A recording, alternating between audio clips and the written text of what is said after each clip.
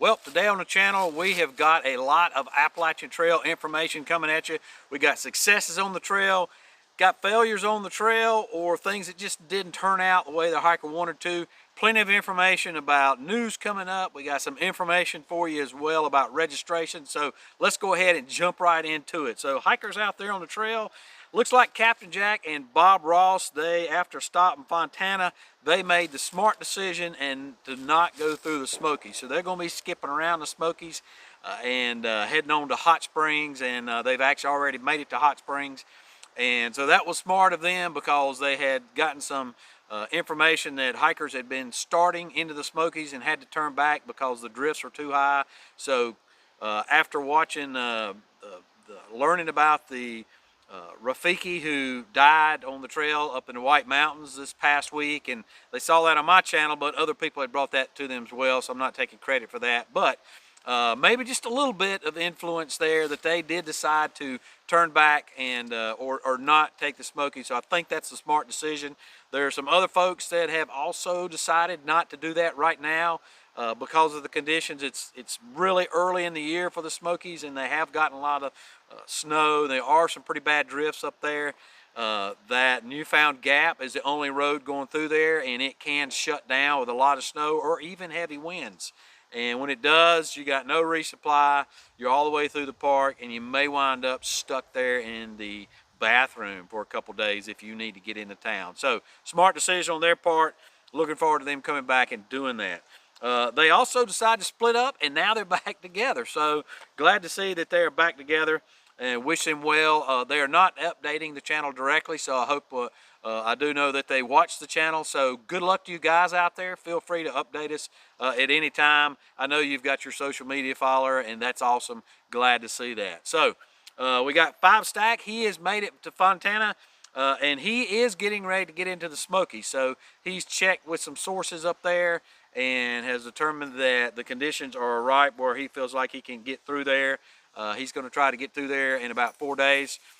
So that's going to be exciting to see him get through there and to see what the conditions are like in there. It was doing raining. So 5 Stack lives near the southern portion of the trail. So he went home for a couple zeros and going to get back out on the trail.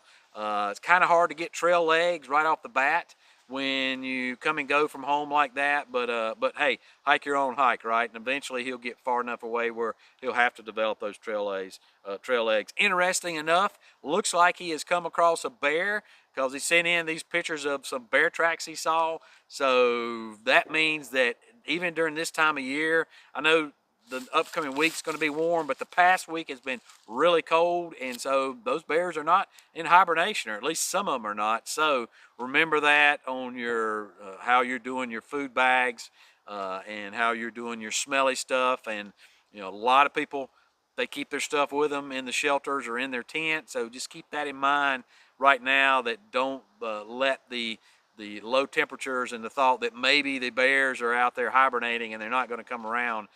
There's still rats and other animals out there that'll tear into your tent or pack to get it. But there are bears out there around there. 111, he has made it to Weah Tower, and he should be at the knock any day now. He sent in this view that he had, so we appreciate those views that he's sending in. He didn't give us any dialogue with it, so I'm just going to let it roll here. But thanks a lot for sending in those views, 111. And for folks out there that are on the trail and you're updating me, we love to see selfies while we love to see portions of the trail on your YouTube. For the channel purposes stuff, we like to see your selfies and see you enjoying what you're out there enjoying. And of course, send me a 30-second video. That's always with some dialogue in it, so we can know what you're experiencing at the time, because we want to share your experiences with you out there. And then Bon Voyage, she has made it to Neil's Gap, so congratulations to her. And Drifter and Blue, they are getting ready to pass into North Carolina. So that's awesome. They'll have one state down here sometime within the next day or so. So that's exciting. They said that they've the first several days were cold with a little bit of snow, but then they had 5 days of rain with milder temps. So while it may be milder temps, I'm sure it was still cold, and I'm not much for being cold and wet. They have had some knee issues, but they got some braces, and that seems to be getting better. Knee issues this early in the trail does not bode well out there, but hopefully they'll get that worked out and do what they need to do to, whether it's dial back on the miles or maybe get a different brace or learn some stretching exercise or something. But they definitely got to get something going there if they're going to make it the whole way. And they did say they've not been seeing too many people on the trail. They've been hiking around Hard Rock, who is a 70-year-old, and he's not on YouTube, and then another hiker who is sedate. So awesome to see that. Even though they haven't been seeing too many people, they have seen a few folks. So some hikers that are on the support list that are starting this upcoming week. We got No Rush. He's going to be Nobo from the Approach Trail. And I say Nobo because actually Katahdin is open for people to start their Sobo trip right now. We'll talk about that just a minute. But No Rush is Nobo. He'll be doing the Approach Trail. He's starting on February 1st. We got Rick Moore. He's Nobo. He'll be starting from Springer. And he's starting February 1st. Chopstick, he's starting February 3rd. And he'll be doing the Approach Trail. And then we've got Fortune, who's doing the Approach Trail. He's starting on February 4th. And he sent in that he is going to be hiking in memory of his daughter Christina and raising awareness for osteoporosis. And then Waffle is Nobo from Springer on the 4th as well. So some of those folks are going to be running into each other. And just so you know, those folks starting the Approach Trail, you can't do the entire Approach Trail because right now they're redoing the reflecting pool that's at the base of the falls, so the trail is closed right there. You'll have to work around that or start above it. And I think you can actually start at the stairs or a portion of the stairs there, so you can do some of the stairs if that is something that you're wanting to do. So we have had our first trail casualty, and by casualty I don't mean somebody who died on the trail. What I mean is somebody who has succumbed to the trail and has now gotten off the trail, and that's Jolly. So Jolly, he started on January 10th, and he's had to come off. He made it to the 100-mile mark, which is there at that tower. I cannot remember the name of that tower, but somebody out there does know the tower. But it's at the 100-mile mark, and it's got 100 miles scratched into the steps that go up to it. And he's had to come off trail due to low iron and fatigue. So, climbing up those climbs in Georgia has just wore him slam out, and he's attributed to he's got low iron, which has caused the fatigue. So he indicates that someday he hopes to get back out there and do from section hikes. He's met some amazing people. Unfortunately, we hate to see him go, but certainly that is the smart decision to go ahead and realize you've just got some issues that you got to get straightened out. So kudos to you for doing that, Jolly. Very sorry that it didn't work out for you. Not sure what your regime was before you got out on trail, and you may very well have done a lot of hikes and it just didn't manifest itself then. But that is something that I would encourage everybody to do if you're going to do a lash or long section hikes, which is what a lash is, or if you're going to do a through hike, you need to get out there and do some really, really long, do some lashes, spend a week on the trail, spend long periods of time out there on the trail overnight to see how your body reacts to that. So in any case, Jolly, we wish you well with that. Before we get to the registrations for this week, I did want to go ahead and thank our sponsor, LMNT Drink Mix. So appreciate all they do for the channel, and wanted to share with you a recent experience I had with some flavors they've got out that's for a limited time only, that is same great stuff, has all the good stuff in it, but it's really good for hot drinks. And I wanted to share my encounter with it with a good friend of mine who's kind of speaks a little funny. Let's see what she had to say. All right, I want to give a huge shout out to my sponsor this week, and that is LMNT Drink Mix. Right now, I am having some of my chocolate raspberry element right now. And this is stuff that I told you about a couple weeks ago. So it's only for a limited time that they got the chocolate flavors. And right now, my good friend Alana and I are sitting here and enjoying the chocolate raspberry. So it's got all the good stuff you want in it. No sugar, 100 or 1,000 milligrams of sodium, 200 milligrams of potassium, and 60 milligrams of magnesium. And we've combined it with our hot chocolate. So it is tasting awesome right now. And it doesn't matter if you're American, if you're Ukrainian, it's got something in there for everybody. It stops you from having headaches. You don't have to be out on the trail. You can be here at home. You're always losing electrolytes, so that is always a good time to try LMNT Drink Mix. What do you think about yours, Alana? Рандіно, не задавай дурних питань. Дуже смачно та корисно. Could you say that in English, please? This is an English-speaking audience. Okay, maybe someday you will learn Ukrainian. Actually, it's a good booster flavor for your hot chocolate with extra benefits. I like it.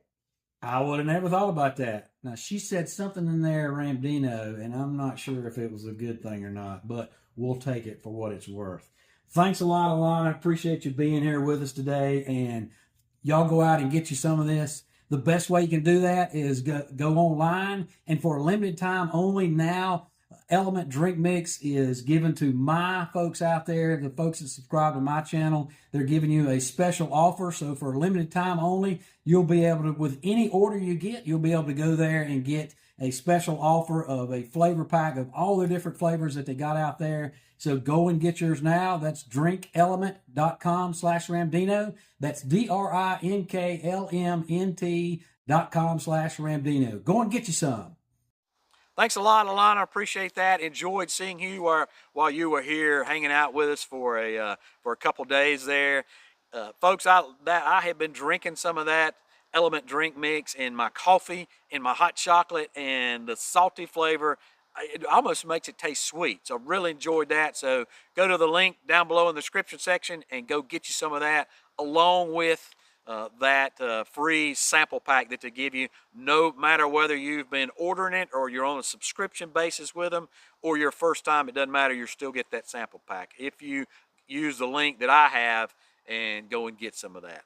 All right, so on to the registration. So last week, Nobo, we had 1,675, and we've come up 65 Nobo hikers to 1,771. And then flip-floppers, we were at 74. Now we've come up 7 to 81. Subo, we were at 45. We've gained 5, and it's a little early for Subo and really for flip-floppers to be really into it, the numbers to climb. But we are up to 50. And so right now we have got 1,794 from last week on total hikers. This week we've got 1,902. So that is total hiker registrations increase from last week is 108. So this trend though is still down from over previous years. You can look at that graph here and see that it is trending down, and I would expect that to continue the rest of the year. We also have maxed out for two days so far. So that's April 1st and May 1st. I'm sorry, March 1st and April 1st.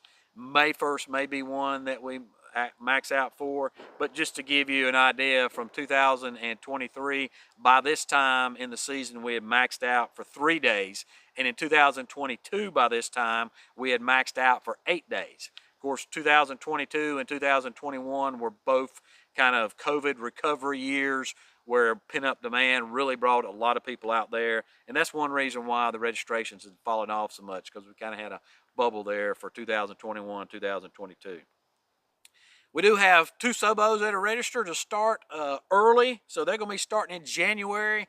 We'll talk a little bit more about what conditions they're going to encounter here in just a minute, but typically the Subo season starts in mid to late May, really more or less late May. So in 2023, Baxter did not open up, the trails didn't open up until May 28th. So right now, Baxter's open, so you can go and start your Subo hike if you want to. But Baxter will close down when the snow is gone, and they close down to prevent damage to the delicate alpine environment that's up there, and it's just too wet. And so they will open up back when it's not too wet, and they deem it's the appropriate time, and that's usually late May. So there are people that register earlier than that to their Subo hike. So if they actually try to go up there and start, they're not going to be able to start, and the trails will not be open, and they will not allow them to climb up to Baxter Peak on Katahdin, which Baxter Peak is actually the peak where the sign is on Katahdin. Katahdin is the mountain. And so they won't let you start, and so you'll have to start somewhere at a lower elevation in Baxter Park, maybe not even in Baxter Park, and continue your sobo and come back and do it later. And what happens is a lot of people wind up not coming back and doing it later, and then their through hike is incomplete. So last year they opened May 28th. In 2027 it was May 27th. I'm sorry, in 2022 they opened May 27th. 2021 they opened May 28th. In 2019 they did not open until June 14th. So that was the latest date that I have been able to find all the way back till 2007. So typically they do open the end of May, but if you try to get there earlier than that, then you may be disappointed. So most people start June 1 or later, and they really tell you you probably need to plan to hike maybe a couple weeks, maybe mid-June, to be on the safe side for that. So all those subos that are registered for June 1st, they probably have a shot at it. The hiker here that's registered for May 6th, he's going to be pushing his luck, or she, whoever it is, and whoever they are, and they may not be able to start their hike there. Probably will not be on Baxter Peak. So some news we got after last week's Fecky Death was alerted to me, and by the way, that was alerted to me by Whispers. He's our northern correspondent. A couple other folks out there alerted me to it well, but Whispers was the first one that sent that in, and I appreciate that, Whispers. And just by the way, so you know, this is a community channel, so anybody out there can send me the information. I'll go and vet that information out to make sure it's as accurate as possible, and whatever links you can give me to find the research for that is greatly appreciated. But if anybody knows some information going on the trail and I've got time to include it in the update, send that to me, and I'll be glad to do that. But Whisper sent that in, so I greatly appreciate that. And just again, everybody out there just needs to be prepared for the conditions that you're going in. That's the takeaway from that. Spineless Cougar, who is a trail angel up in Vermont, he is looking for a partner to do trail magic with him. So Spineless Cougar is somebody who reached out to our channel a couple years ago, and we reached out to you and said, hey, Spineless Cougar is legally blind. He cannot drive, but he's been doing trail magic for many, many years, and he wants to continue that. He needs somebody to be a driver and participate with him in trail magic. And so Roof Walker came into his life, and they have been doing trail magic for the past couple years, and then Roof Walker, for whatever reason, I think maybe it's job work or something like that, but not going to be able to do it every week like Spineless Cougar wants to do. So if there's somebody else out there that can help Spineless Cougar out, leave a comment down below or reach out to Spineless Cougar yourself, and see if y'all can get together about helping him out to do trail magic. I know there's some people that everywhere on the trail that are interested in it, want to help out. Spineless Cougar is somebody that could really help you get involved in that. And I've seen, and we'll talk about now about the subos starting at Baxter. So I've seen on some other sites, some other boards where people are saying, how can there be sobo now? Baxter State Park is closed. Well, that's not correct. Baxter State Park is open. All trails are open to the summit of Katahdin to Baxter Peak now. So if you want to start your sobo trip now, you can. There are no roads open into Baxter right now. There's only one road, that's the Tote Road, and I believe it takes you to the trailhead of the Hunt Trail system, but you can only get on it on a snowmobile, and that road is not maintained, it's not groomed, so you really kind of have to know somebody or hire somebody to get you in there if you want to start. Summit conditions in the winter up there are perilous, to say the least. Here's kind of an idea of what they look like. If you want to go up there, you better bring a chisel if you want to take your picture in front of the sign. Otherwise, it's just going to look like a big snow cap over it. But they can be dangerous, so you have got to be prepared. That is a dangerous hike up there no matter what. You're going over rebar, going over boulder, so I can't imagine trying to do that up the Hunt Trail system with ice and snow and everything else on it. So just keep that in mind if you are going to be doing sobo, but all the trails up to Katahdin right now are open. The weather that they have indicated over this past week, they said they had Saturday was isolated flurries this evening with a near steady temperature of around 20 degrees, but the winds are 10 to 20, so that gives them a wind chill of 4 degrees. And then today, Sunday, the highs are going to be in the mid-20s with the winds 10 to 20, and so the wind chills are going to be around 12. So exposure, skin exposure at those wind chill temperatures will cause frostbite. So keep that in mind when you get up there. I heard back from the Georgia Appalachian Trail Club. They were the first ones to tell me that the hang tags are available. I call them bag tags down now at Amicalola Falls State Park. Of course, the bag tags is what they hand out to hikers, through hikers and section hikers who put on their bag as they go through the through hike, and that identifies them as a through hiker. Notice I said it's also section hiker. So if you intend to eventually through hike the whole trail, you can pick you up one of those bag tags down there. I don't know how folks feel about that, if they feel that should just be for through hikers or not, but that's not the rules, and so they'll give them out to section hikers. Really, the only rules that I'm aware of is you have to be working toward doing a complete hike of the trail as a through hiker or section hiker. And you also have to take part in a couple of their classes. They're only like 15 minutes of class, so it's a little bit of quick wilderness first aid, leave no trace classes, showing you how to hang your bear bag, and just talking about the trail in general, what you can expect. So good classes down there, but those bag tags are available now. They're also available, of course, they're available at Amicalola Falls State Park. They're going to be available the next place if you miss it there. And for those that have already started and didn't get their tag because they just showed up this week, they are available at the Damascus Trail Center, Harper's Ferry, and then they'll be available in June at the Monson Trail Center. So Monson's up north. I did also ask the ATC, why is it that the tags are not there January 1 when the through hiker season starts?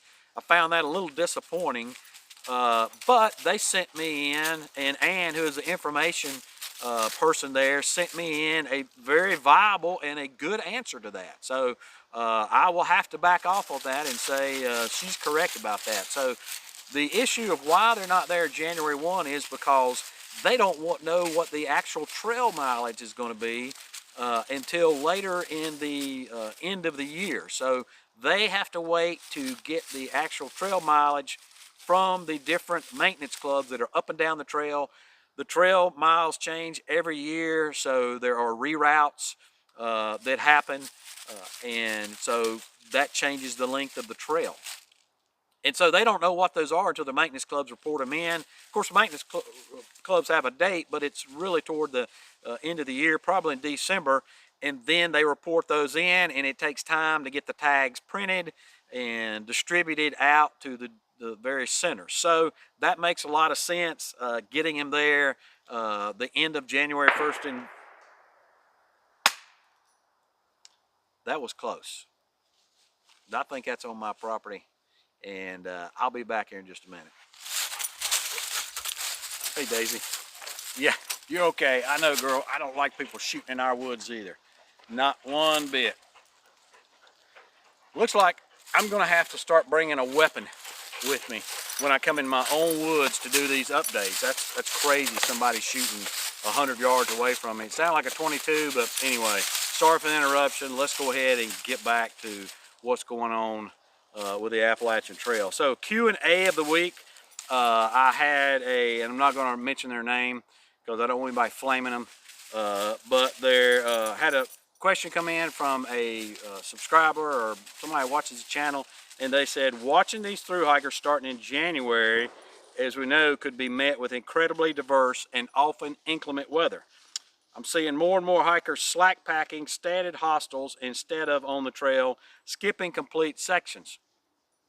Now, presumably, they're skipping complete sections to come back and do them later.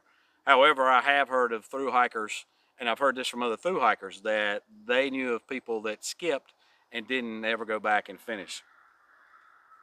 And they go on to say, and still proudly donning their through hiker tag on their backpack like they've accomplished something.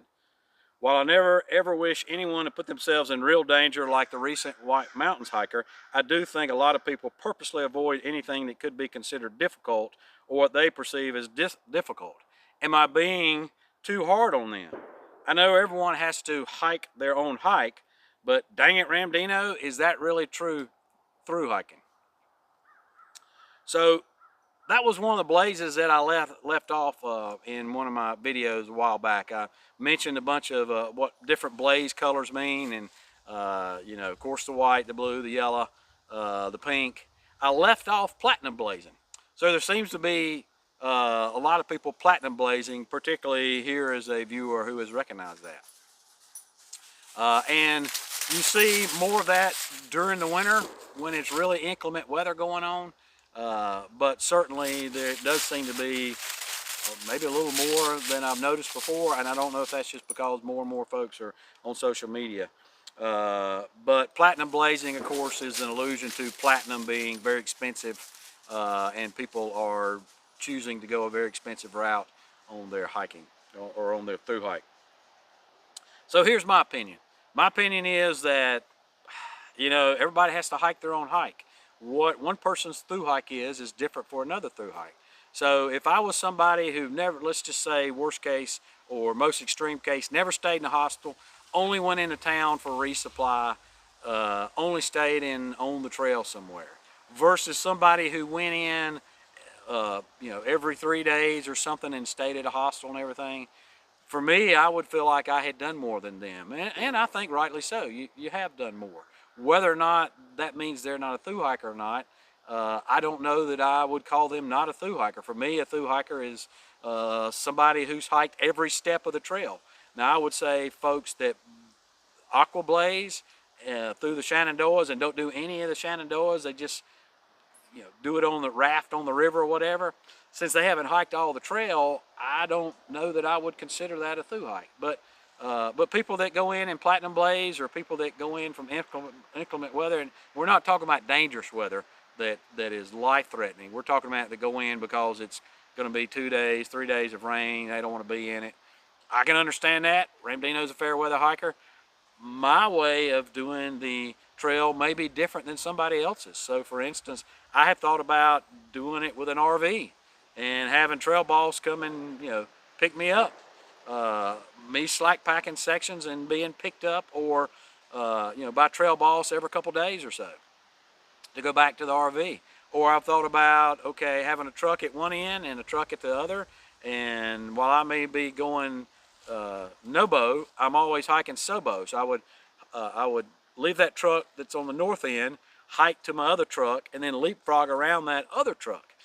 Or car, or whatever I choose to do, and I could have resupply in those vehicles. I could stay in those vehicles during inclement weather. I've thought about that, and then of course I've thought about just the traditional method. So for me, if I hike every step on the trail, I would consider that a through hike. What do you consider a through hike? No judgment here. Let's not flame anybody for what they're doing, but I would like to know what it is that the masses, and identify, if you're a through hiker, identify yourself as such, because that's important about. And the main really point of it is, what does one through hiker consider another person's through hike? So I'd be interested to hear about that. So leave a comment down below. Would really know what people think about that. And then Jesse Julian 3875 had a question about shelters along the AT. They said, one, why are shelters 3-sided? Why are they not like cabins with 4 walls and doors? What is the problem with shelters as to why so many folks prefer to stay in their own tents? Who maintains and cleans them? Greyhound, who has a channel called Hike and Movie, she was a 23 through hiker, and she replied, and I think one of the best replies was, she wondered the same thing until she stayed in a 4-sided shelter with windows on top of a mountain with 8 other stinky hikers. The smell, I was gagging and dry heaving. I opened the doors and still couldn't sleep well because of the stench. Not just body odor, but rancid shoes, and even worse, socks and feet, dirty shoes and gear. I was hoping to stay in the 3-sided shelters after that. So that's a great answer. There are some 4-sided shelters. So the first one on trail you're going to run into is at Blood Mountain Shelter, right there before Neal's Gap. So that is a 4-sided shelter. That is an old, it's built by the CCP or CCC. I think it might have been a fire warden's cabin. Of course, the doors and windows are going off that. There is the Roan High Knob Shelter is an old fire warden's shelter. There was a fire tower there, and it was built for the fire warden, and it does have doors and windows on it. And then Chestnut Knob is a shelter. It has doors and windows on it as well, and that's just trail north of Roan Mountain. And all that racket you hear is Daisy having a wide open around me, so I apologize for all that leaf noise. So anyway, there are, and then up north and stuff, there are some more as well, but by and large, most of them are three-sided, and that three-sided allows a lot more ventilation to cut down on the stench. We also we got Fresh Ground, like I said before, and the Leapfrog Cafe. They are in the middle of a fundraiser. And so, you know, Fresh Ground, of course, spends 9 months out of the year going up and down the Appalachian Trail. He also goes to the Florida Trail, CDT, the PCT, but mainly the Appalachian Trail. That's where 90% of his work is. And the Leapfrog Cafe is a ministry, and he goes up and down the trail, not you know, not trying to get out there in your face evangelism or anything, but just living by his, you know, by his actions and everything, and just showing love to everybody and feeding you. And that's how to get to people, is to feed them, show them love, and just let them know that you care about them. And so that's what he does up and down the trail. So we are in the middle of a fundraiser for him. I have also on my merch store, I've put some mugs there, coffee mugs you can go and buy. And a part of those, that Leapfrog Cafe merchandise will go back to the Leapfrog Cafe. And we've also introduced a shirt this week. So you can go and pick up one of those shirts. And again, part of that goes to the Leapfrog Cafe. So go and check out those and help support Leapfrog Cafe in that manner. Of course, down below is a link to the Leapfrog Cafe, and you can go and support him directly through all those links that he has there for you. And then we were just talking about through hikers and whether or not their through hike, you know, with all the platinum blazing they may be doing or what have you, slack packing. You know, I asked you for a comment there. I've also got a poll up in the community tab. So if you're on my channel, go to that community tab and answer that poll, and then I'll give everybody the results next week. So looking forward to doing that for you. Folks, that's all I got this week. If you want to send me your updates, please send those to me. You can send those to me through IM, Instagram, Facebook, or email. All those links are down below. As always, appreciate you, and we'll see you out there. We'll talk just a little bit more about hobos.